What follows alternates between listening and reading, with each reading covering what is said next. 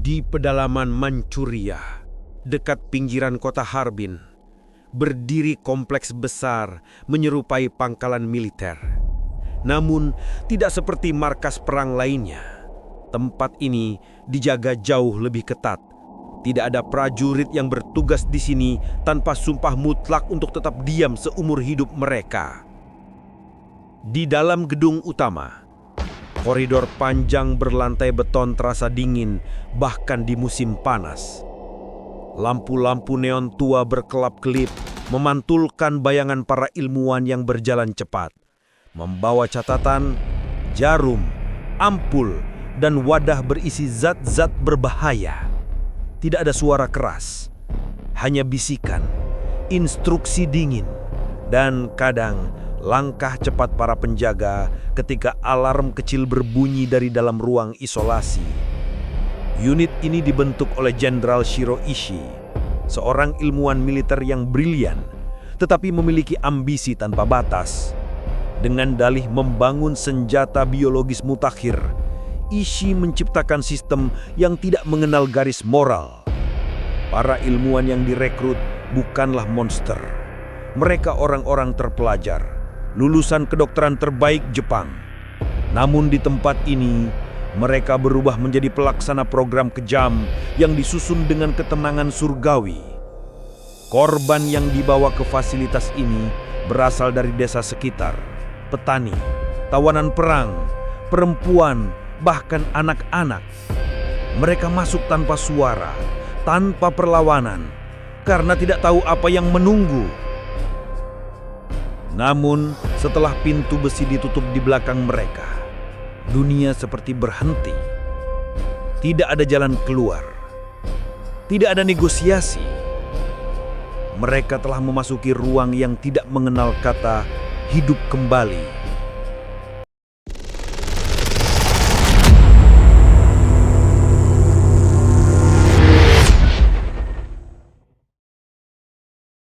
Unit 731 dibangun bukan oleh prajurit kejam, tetapi oleh ilmuwan yang sebelumnya disumpah menyelamatkan nyawa.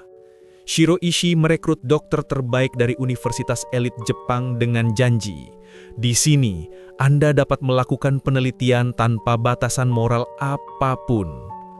Bagi sebagian, itu adalah kesempatan emas. Bagi yang lain, itu adalah jebakan yang perlahan menghapus nurani mereka. Setibanya di Manchuria, para dokter muda dipisahkan dari dunia luar. Di ruang orientasi, Ishii menyampaikan pidato yang dingin. Untuk memahami tubuh manusia, kita harus melihatnya bekerja saat hidup dan berhenti saat mati. Kita tidak bekerja pada pasien, kita bekerja pada bahan eksperimen. Kalimat itu menghantam ruangan seperti pukulan, dan satu demi satu, prinsip mereka runtuh. Para ilmuwan dipaksa menonton eksperimen pertama sebagai pengantar. Di balik kaca observasi, seorang tahanan duduk terikat. Di sebelahnya, salah satu senior mereka membuka alat bedah. Tidak ada obat bius, tidak ada rasa belas kasihan. Para pendatang baru hanya bisa menahan nafas ketika jeritan pertama terdengar. Jeritan panjang yang menusuk dinding beton. Sejak hari itu, mereka mengerti, di tempat ini mereka bukan lagi penyembuh, mereka adalah pengamat kematian. Di jantung fasilitas, terdapat ruang yang bahkan para penjaga enggan dekati. Ruang vivisex, tempat di mana tubuh manusia diperlakukan seperti objek penelitian terbuka.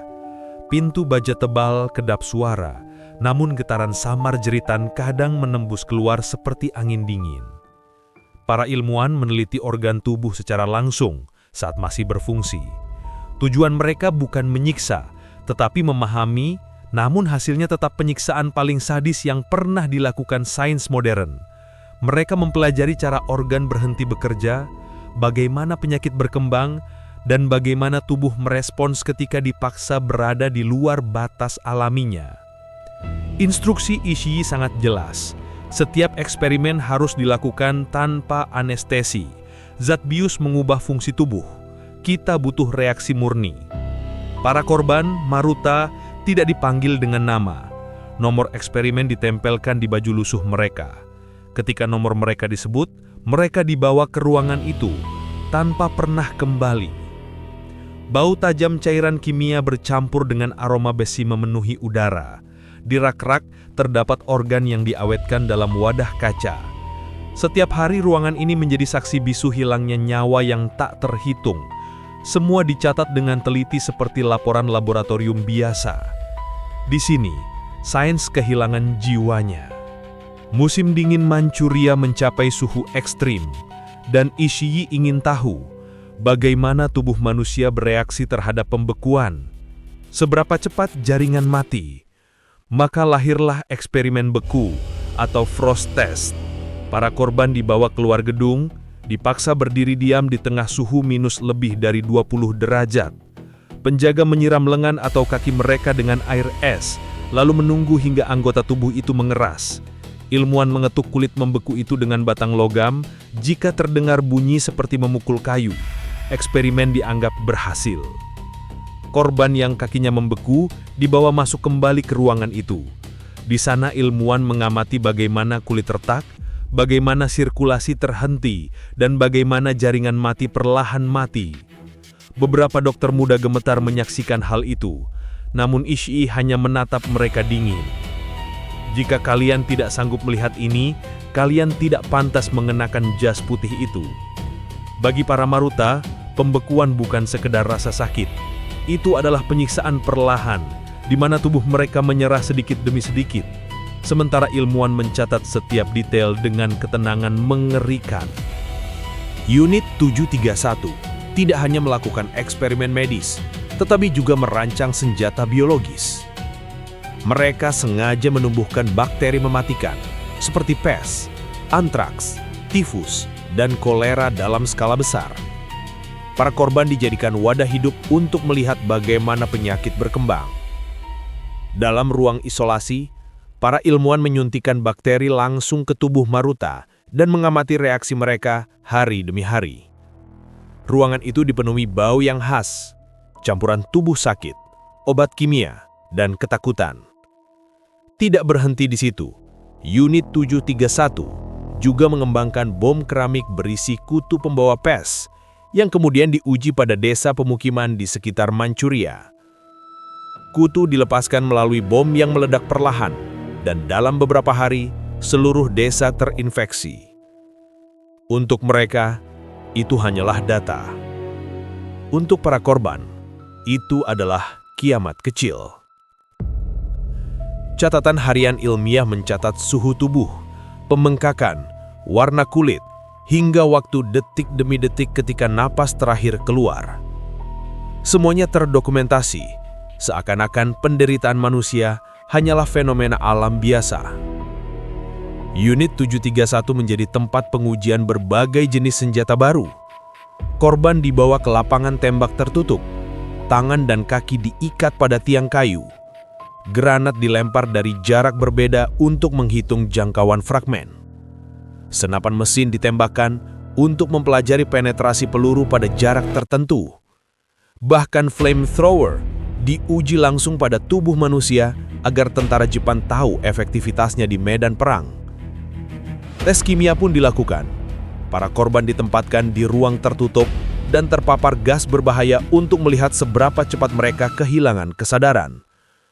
Napas mereka semakin pendek, mata memerah, tubuh gemetar, sementara ilmuwan berdiri di balik kaca mencatat. Tak ada teriakan yang terdengar dari luar, karena ruangan telah dirancang untuk kedap suara. Yang tersisa hanya deru alat ventilasi dan bunyi pena menulis laporan. Senjata bukan hanya alat perang. Di Unit 731, senjata adalah alat uji yang membutuhkan bahan hidup. Dan bagi mereka, Maruta adalah bahan yang tak pernah habis. Salah satu bagian tergelap dari Unit 731 adalah kenyataan bahwa korbannya bukan hanya laki-laki dewasa atau tawanan perang. Anak-anak dan perempuan juga ditangkap dan dijadikan objek eksperimen.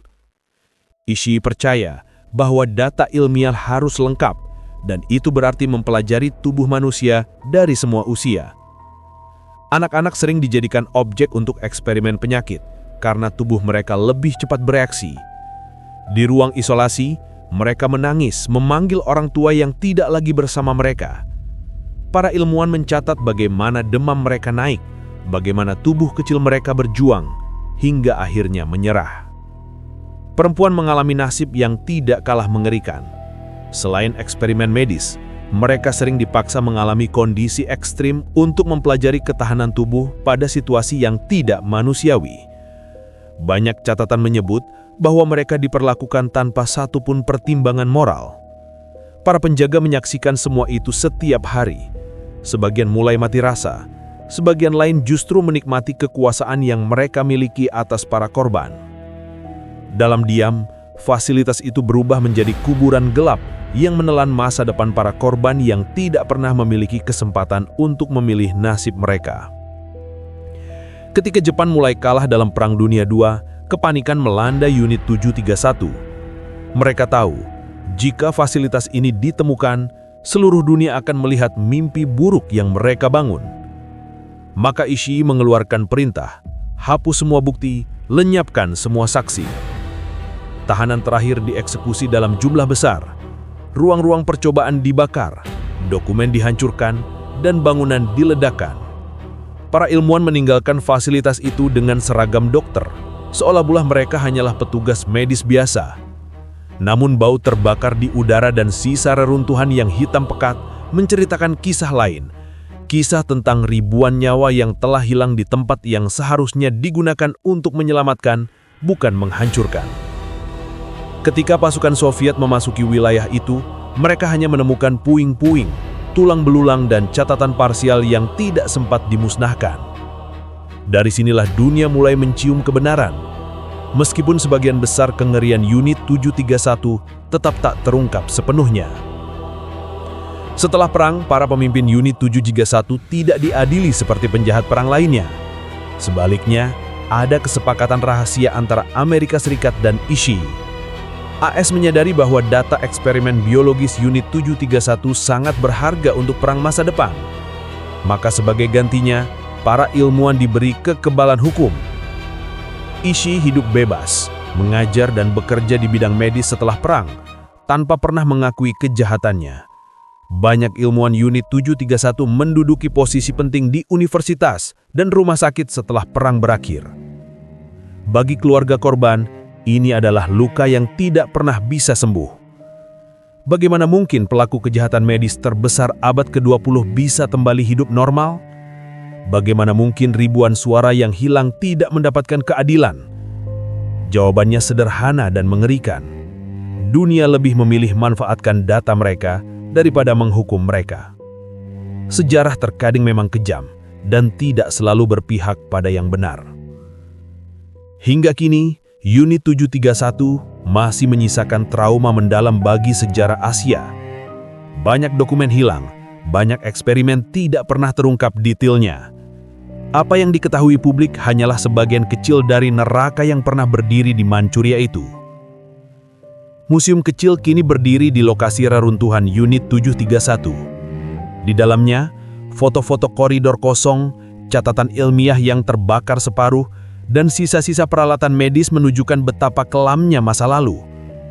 Suasana museum itu sunyi, seakan-akan setiap benda yang dipajang mengandung jejak penderitaan yang tidak bisa diceritakan dengan kata-kata.